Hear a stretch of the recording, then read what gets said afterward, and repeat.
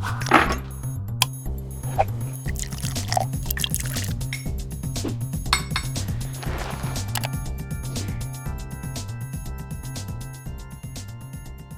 my name's David Hope-Jones. I'm Chief Executive of the Scotland Malawi Partnership. We are the national umbrella network that exists to coordinate, represent and support the huge number of really exciting civic links that Scotland enjoys with Malawi. It is a huge honour and privilege to be a part of this lecture series, and delighted to have the opportunity to talk for about 25 minutes this evening, and then I think we'll have some Q&A. And what I want to do is use this time to tell you a bit about the bilateral relationship, its history, why I think it's important, and why it's relevant looking forwards. But I should probably first say a bit about the network that I manage itself. It's a membership umbrella network. We represent 1,200 different links between Scotland and Malawi. By numbers, that makes it, I believe, the biggest international development network in all of the UK. So who are the members? You've got about 250 schools, roughly equal divide between primary and secondary. You've got all the universities in Scotland. Some have a great many, dozens of different Malawi connections. You've got half the local authorities. You've got hundreds of churches of different denominations, as well as the actively secular. You've got businesses, you've got the diaspora groups, you've got the community groups, you've got all sections of Scottish civic and associational life represented in some form, as well as most of the professional bodies, the royal colleges and so on and so forth. And by way of sort of setting the scene, I should probably say a little bit about Malawi as a country. You probably have guessed I'm not Malawian myself, and I recognise, I'm sure some taking part this evening will know more about Malawi and the region than I. But if you haven't been, Malawi is this wonderful, relatively small country at the sort of southern end of the East African Rift Valley, bordered by Zambia, Tanzania and Mozambique. It's about 118,000 square kilometres. If you're not a geographer, that probably doesn't mean much to you. So it's about a third bigger than Scotland, but broadly the same kind of size as Scotland. But it's got 18 going on 19 million people in it. It's almost 4 times as many as are in Scotland. So it's one of the more densely populated countries in Africa, with a fast growing population, a median age of 17, but interestingly also one of the least urbanized. So there's real pressure on the rural landscape in Malawi. You've got most Malawians are subsistence farmers. They perhaps have a hectare of land. They predominantly grow maize for their family, and you've therefore got a very climate vulnerable population. I'll hopefully have time to talk about that later on. If we were doing this in person at this point, I would listen to the audience. I would say if you've never been to Malawi, put your hand up. Now we unfortunately can't do this digitally, so you'll have to imagine the exercise. And invariably hands shoot up. Wonderful. And I ask someone that hasn't been to Malawi to, based on what they know or think they know, to define Malawi in a word. And more often than not, the word that people use is poor. And Malawi is very poor. It is reliably in the top 5 poorest countries in the world. That is empirically a fact. But what I always do then next is, if you've been to Malawi, put up your hand. And reliably in Scotland, hands go up, faces light up, and I ask someone to find Malawi in a word. Someone that's been to Malawi, and I've been doing this for 13 years, and no one once in this context has ever said poor. What do they say? Those who have been to Malawi, they say beautiful. They say friendly. They say welcoming.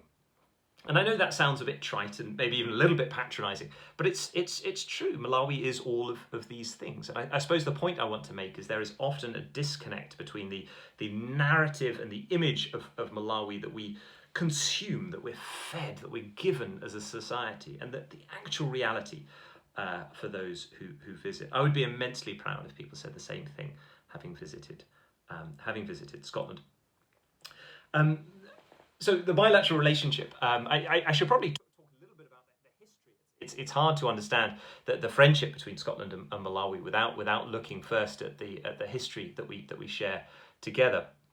And of course, that history, you probably know, starts with David Livingstone 163 years ago, 1859, second African expedition going up the Zambezi, can't go any further, turns right up the Shiri River into what became Nyasaland, and Livingstone fell in love with the country, and you know, a former president of Malawi once said that Livingstone didn't discover Malawi, Malawi discovered Livingstone, and there's a lot of truth in that. Livingstone is still remembered to this day with great warmth and affection in Malawi. Each president of Malawi has come to Scotland to visit the David Livingstone Birthplace Centre in Blantyre. Some have literally been moved to tears to see where David Livingstone was born. And often we here sort of scratch our head at this and think, God, hang on, Livingstone was one of those old white bearded blokes that were precursors to the colonial project. What on earth has Malawi got to celebrate there? And much of that is true, and I want to be really clear on this point.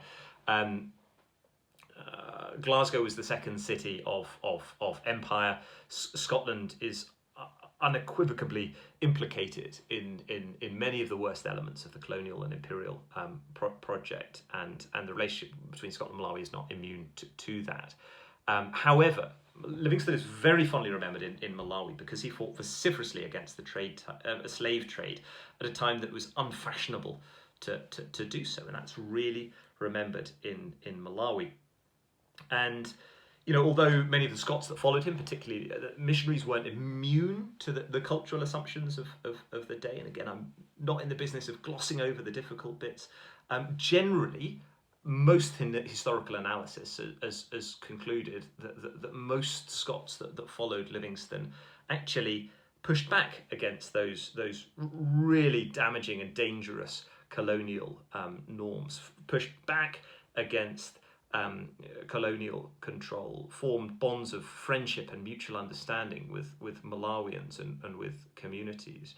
In the 1950s, Scots lobbied hard, particularly in the House of Lords, successfully for Nyasaland, as Malawi was called before independence, not to be included within the racist Greater Federation of Rhodesia, because it's not what the people of Malawi wanted. In the 1960s, a great many Scots supported Malawi in the push for independence, and here I particularly celebrate, although he wouldn't be grateful for it, he's a very quiet and understated man, Colin and his wife Alison, who together were a part of that chapter of the Scotland-Malawi story in the 1960s. They went out first on honeymoon to Malawi and stayed there in the 1950s, getting involved in the movement that became for Malawi independence ultimately. Hastings Kamuzu Banda, the first president of Malawi, asked Colin to stand as an MP prior to independence. And Colin, given he was a lawyer, was then invited to sit literally at Kamuzu's right-hand side in London, eye to eye with the heads of the UK government negotiating Malawi's independence.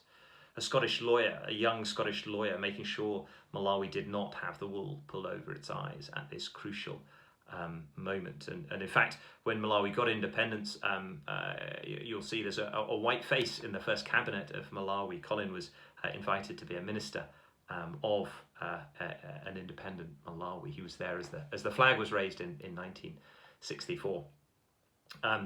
Fast forward, I must be brief to say that the millennium, you've got a real re-energising of all of these civic links. University of Strathclyde really deserves a shout out here, as does their secretary, Peter West, for galvanising all of these civic links. The Lord Provosts of Glasgow and Edinburgh, and each of their successors ever since, again, key roles in demanding that more be done to coordinate this really exciting bilateral relationship. And that was our genesis as a network.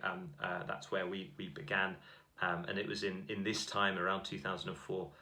Jack, now Lord McConnell, went out to Malawi for the first time. He fell in love with it, and he saw a real opportunity to do something quite interesting, to bring the Scottish executive, as it was then, into the bilateral relationship. So Although international development is unambiguously a reserved matter, it is for the UK government, there's this sort of constitutional quirk from Jack's time as First Minister that allows the Scottish Executive to have its small additional international development programme, mainly because of and focused on those links with Malawi. And ever since, successive Scottish governments of different stripes have invested in that and got a lot from it, with cooperation agreements signed, first between Jack McConnell and Bingu Mutharika, and more recently between Nicola Sturgeon and then President Peter Mutharika.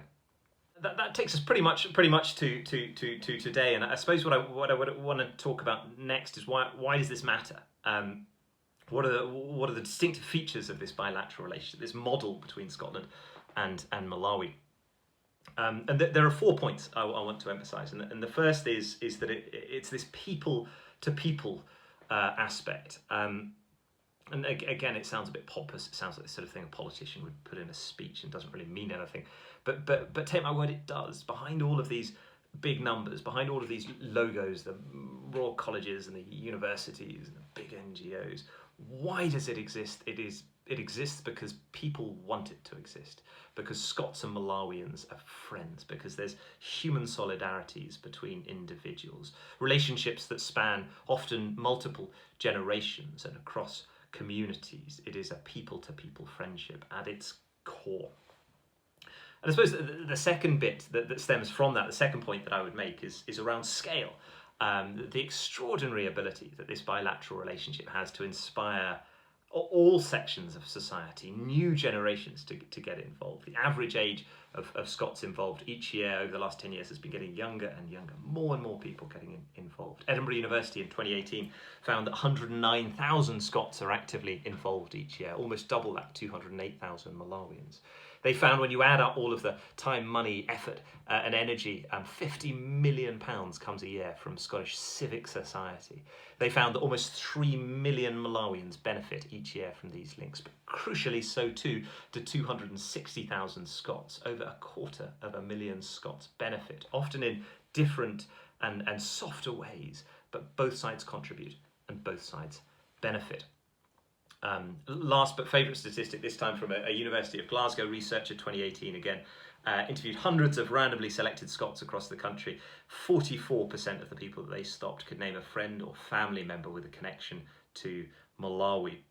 This is the rarest of beasts, a statistic that you can check. And I challenge you to go away from today, mention Malawi to someone, a stranger, and half the time their eyes will light up and they'll tell you about their kids' school link, or their mum's church link, or their community link, or the rice that they're eating, or the coffee that they're drinking. It has permeated all of civic society. And that same research looked at attitudes. 75% respondents were positive, 55% very positive, less than 3% negative. I have never seen a proxy indicator for attitudes towards international development with anything like that popular and public support.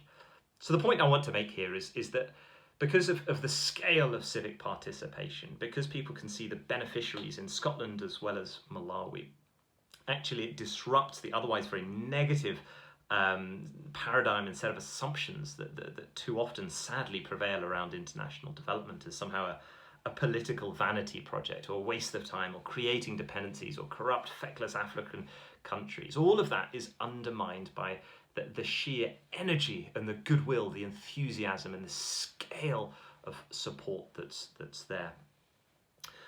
The third, I suppose, distinctive feature that I would lay claim to in the bilateral relationship is what I would call the constructive synergy between the governmental and the non-governmental, or between government, civic society, parliament, academia and business.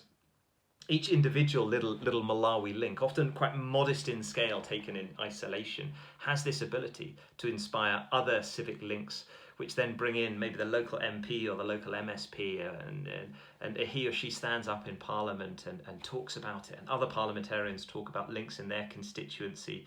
There's all-party political support that creates an enabling and safe space for the government to get involved, and that in turn supports those civic links, including through our network and the support that we give. So you've got this virtuous circle across civic society, government and parliament, like the three legs of a stool. They're independent but mutually reliant and connected. But the final distinctive feature, and overwhelmingly the most important, please, if you only take one thing from me banging on about Malawi, take this, and that is that it is distinctive because it is defined by partnership.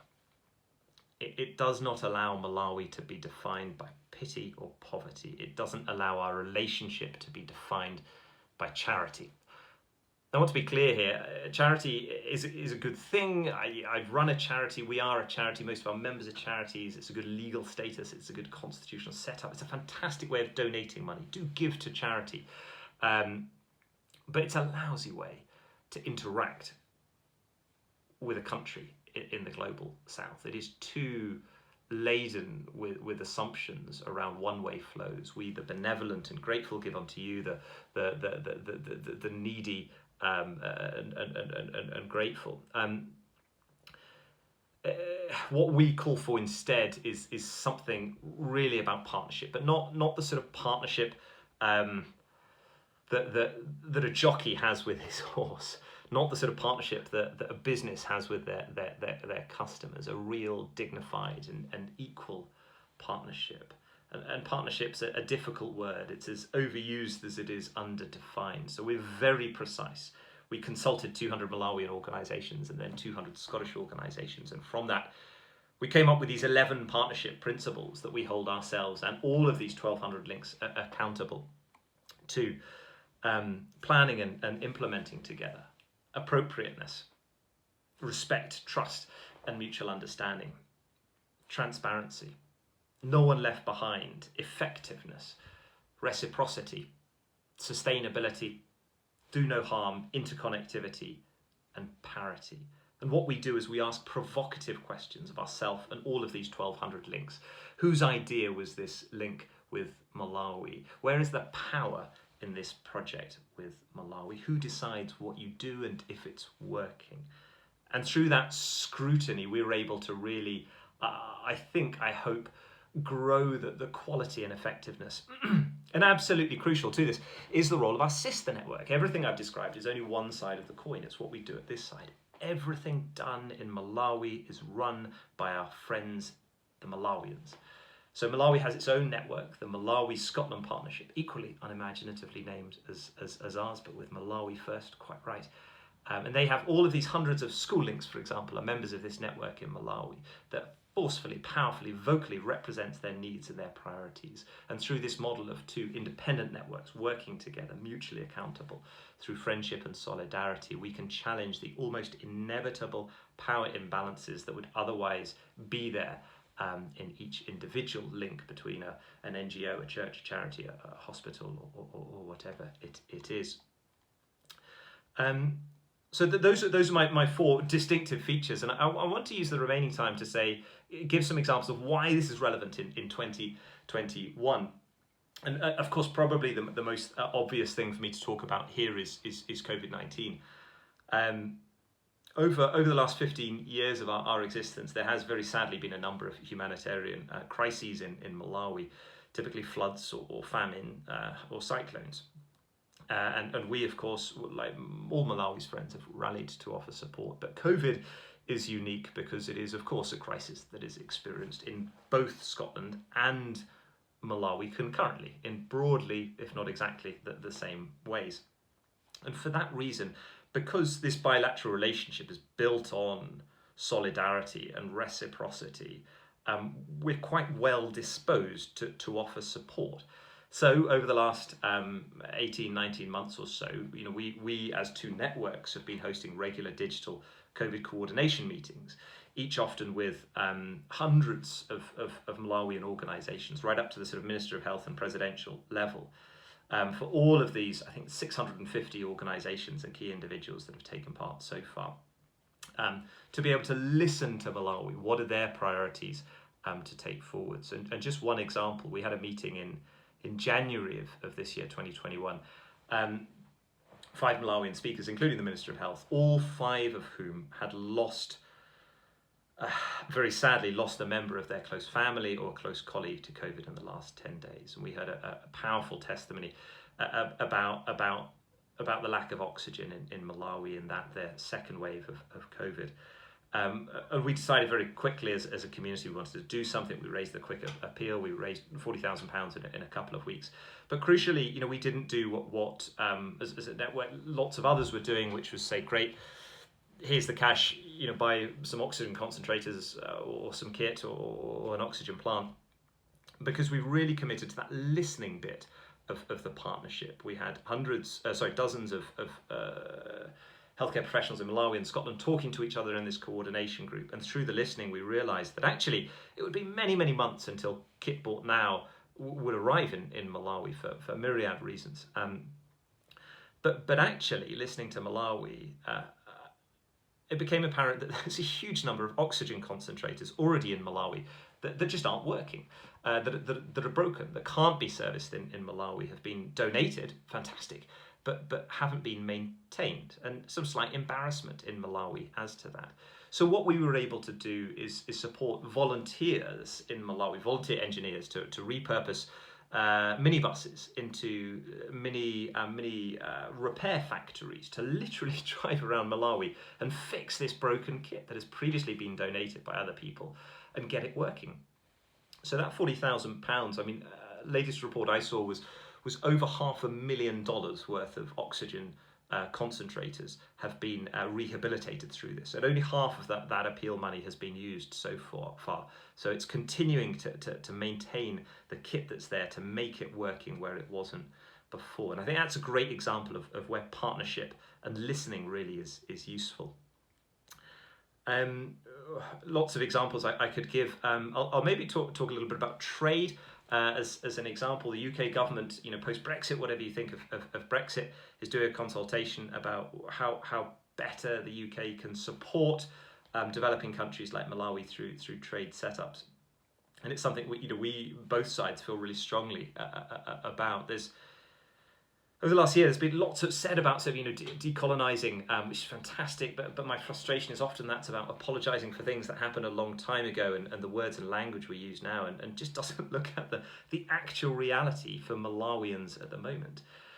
The UK's tax arrangements with Malawi date back, currently are defined by the 1955 UK-Malawi Double Taxation Treaty. It's the oldest tax treaty the UK has anywhere in the world, and as a result, it's one of the least progressive. It was signed 9 years before Malawi became independent. It was negotiated between the UK government and the UK government's appointed governor of Nyasaland. It has, simply because it's so old, no reference to TV, let alone internet. There are no withholding taxes in this agreement. There is real need to use the bilateral relationship, the strength, the honesty, the civic activism to hold our government to account and say, you've been saying for 20 years that you would update this treaty. Do it now. And to be able to really listen to what matters to the people of Malawi. Another fantastic example, I don't know if you've been following it, but a brilliant artist, Samson Kambalu, a Malawian artist, was selected by the Mayor of London to be one of the finalists for the 4th plinth in Trafalgar Square. And he was successful. Thanks to a strong Scottish vote, he was successful. What could be more inspiring in the era of Black Lives Matter than having a Malawian artist commissioned to make a statue of a Malawian freedom fighter from the 1950s to be built standing larger than life in Trafalgar Square for 2 years, literally sizing up to those monuments of imperial power that sit on the 3 other plinths of Trafalgar Square. Hugely exciting, hugely relevant. There are a great many other examples. I wish I had time more to talk about governance, the opportunities that are there. Malawi has been named the only country that has strengthened its governance through the pandemic, where 80 have been weakened. It's been listed as the Economist's Nation of the Year. Her Majesty the Queen gave the Chatham House Prize to the High Court judges of Malawi, and Malawi has a president and vice president who are really pushing for governance strengthening. And of course, climate and COP, uniquely important in this next chapter. Scotland is hosting COP in November. Malawi is incredibly important because it is leading the UN's LDC group, that's the least developed countries group, as well as chairing SADC, the Southern African Development Community. Malawi will be representing a whole chunk of the developing world, a whole chunk of the global south, at the time that Scotland is hosting this crucial conference at this critical moment in the climate crisis. The Scotland-Malawi relationship is hugely important for that reason, if nothing else. I wish I had more time, but I hope I can expand on some of those points in the Q&A. There's a tractor firing up outside my window, so I'll use that as an excuse to stop. Thank you very much for your attention. I will end with one last quote. It's a fantastic African quote, and a great many Malawian friends have said it to me. If you want to go fast, go by yourself. But if you want to go far, go in partnership. That's what we're all about. Thanks very much.